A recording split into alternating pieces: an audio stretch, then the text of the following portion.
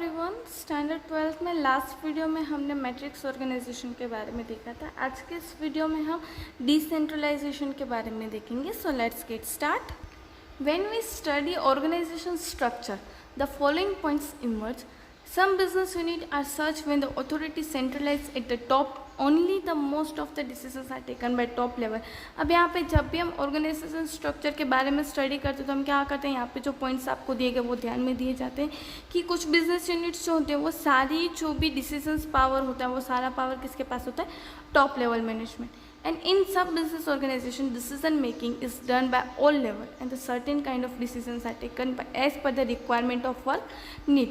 अब कुछ business organization ऐसे होते हैं कि जहाँ पे सारे जो decisions होते हैं वो अलग अलग levels के according और उनकी जो ज़रूरत होती है उस ज़रूरत के according जो है वो सारे decisions लिए जाते हैं। In first type of organization, the power rests on the upper level, and so it is called a centralized structure, but in the second type the power are distributed and all level have specific power are called a decentralization of authority।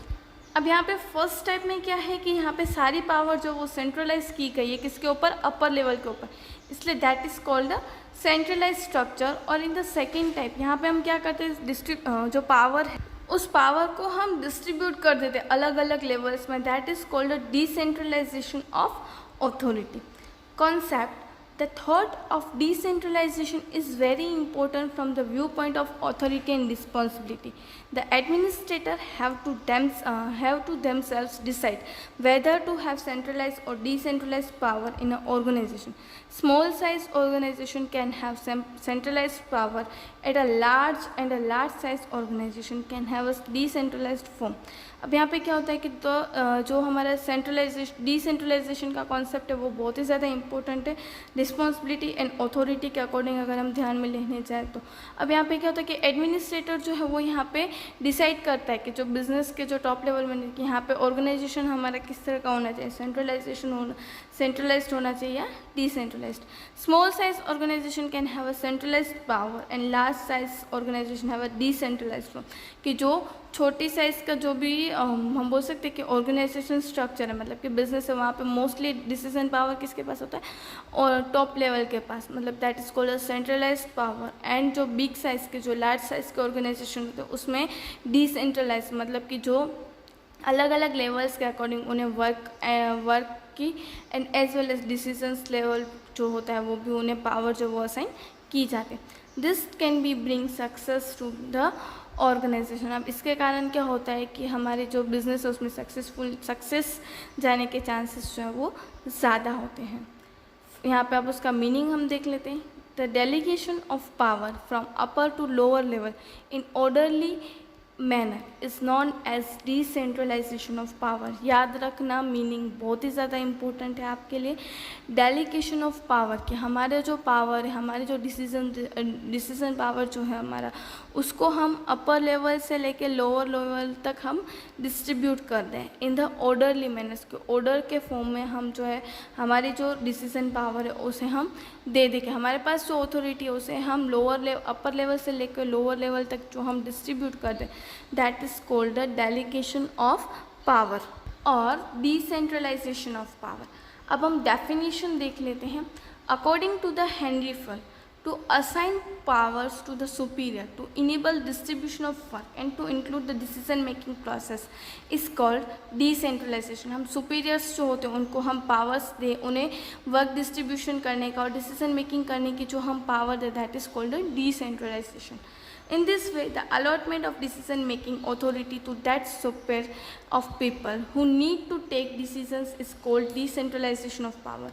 It does not mean that all the power are given by the upper level administrator to the lower level, but almost the power are given. This is called decentralization of power। अब यहाँ पे हम जो अलग अलग levels होते हैं उसे हम उनके सुपीरियर्स को हम अथॉरिटीज़ दे देते, पावर दे देते, बट इसका मतलब ये नहीं कि सारी पावर्स हम दे देते, बट मोस्ट ऑफ पावर्स जो है वो हम देते कि डिसीजंस लेने के, वर्कर्स काम डिस्ट्रीब्यूट करने का, ये सारे काम जो हम दे देते, that is called decentralisation of power. अब हम उसकी इम्पोर्टेंस देख लेते हैं, बिजनेस में उसकी इम्पोर्टेंस क्या है। The success of management depends on proper distribution of authority and responsibility in centralization of power. Here at non-scientifically taken decisions, non-cooperation, lack of specialization and more workload, etc. can be seen. Hence, the idea of decentralization has become popular. In the modern time, business unit decentralization of power is seen in the majority of case. अब यहाँ पे हमारा success जो है, कोई भी business की success किसके ऊपर डिपेंडेंट है कि डिस्ट्रीब्यूशन ऑफ ऑथोरिटीज़ के ऊपर. पहले जो हमारे पास सेंट्रलाइज पावर था तब हम क्या होते थे कि खाली वर्कलोड ज़्यादा होता था, कोई स्पेशल नॉलेज नहीं होता था, वर्क जो साइंटिफिकली हम डिसीजंस नहीं लेते थे ऐसे ही हम ले लेते थे, वर्कर्स के बीच में कोऑपरेशन नहीं होता था. बट जैसे जैसे टाइम पास हो, मतलब टाइम निकलता गया, न्यू न्यू टेक्नोलॉजीज आते गए, वैसे वैसे डिसेंट्रलाइजेशन का जो आइडिया है वो हमारे बिजनेस में इम्प्लीमेंट होता गया. अब उसकी इम्पोर्टेंस क्या है यहाँ पे? First point is quick decisions. In the decentralization, the person who has to take the decision in work or the activities involved completely and has to power to take decisions, and hence the decisions are taken quickly and effectively. अब यहाँ पे decentralisation power में क्या होता है कि जो work and activity में जो पर्सन इन्वॉल्व है उसी को ही डिसीजंस लेने का हम हक देते, राइट्स देते. तो उसके कारण क्या होता है कि जो डिसीजंस जो है वो इजीली और क्विकली और इफेक्टिवली लिए जाते हैं. Less workload on top level. Top level management is level where the most of policy matter related decisions are taken. With the help of decentralization of power, the decisions taking authority is given to middle level or lower level management. Hence, the workload of upper level is reduced. अब यहाँ पे top level management का काम क्या होता है कि policies making, policy related काम होते हैं वो. अब डिसेंट्रलाइजेशन में क्या होता है कि हम पावर जो है डिसीजंस लेने की वो हम टॉप लेवल, मिडल लेवल को, बॉटम लेवल को दे देते, इसलिए यहाँ पे टॉप लेवल का जो वर्कलोड है वो कम हो जाता है. Increase in motivation due to decentralized employee can get motivation and their self-confidence increase. They are given independent or middle level to lower level. When they seen their decisions becoming successful, their confidence boosts. They also get experience on how to take such a kind of decision in such a kind of situation.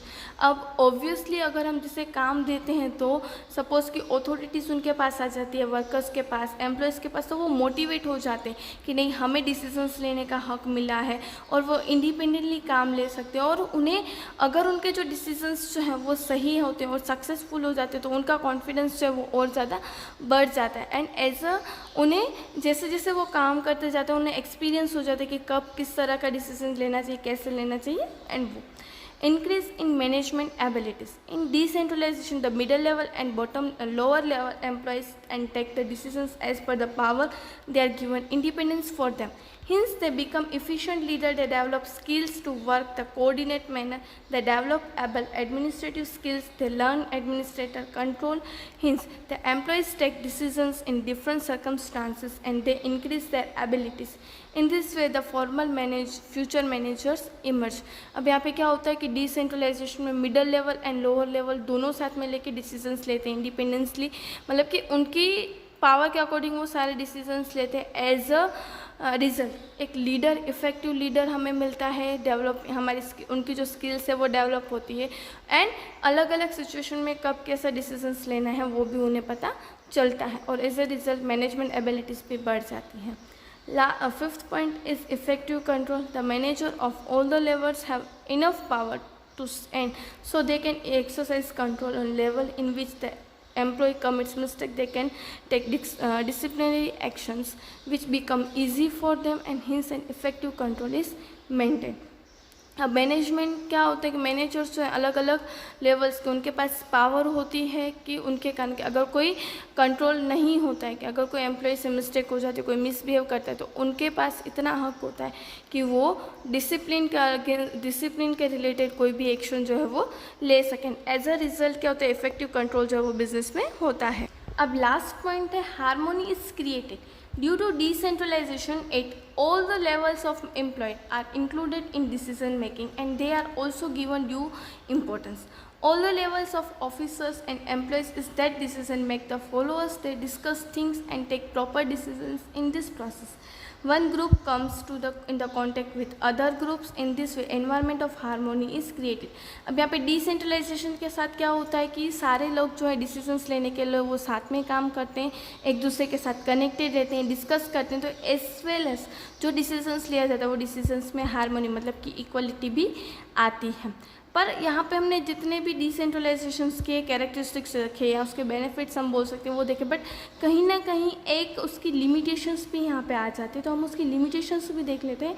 The place where the organization is running on a very small scale and business secrets are to be maintain great vigilance, in this case decentralization cannot be adopted.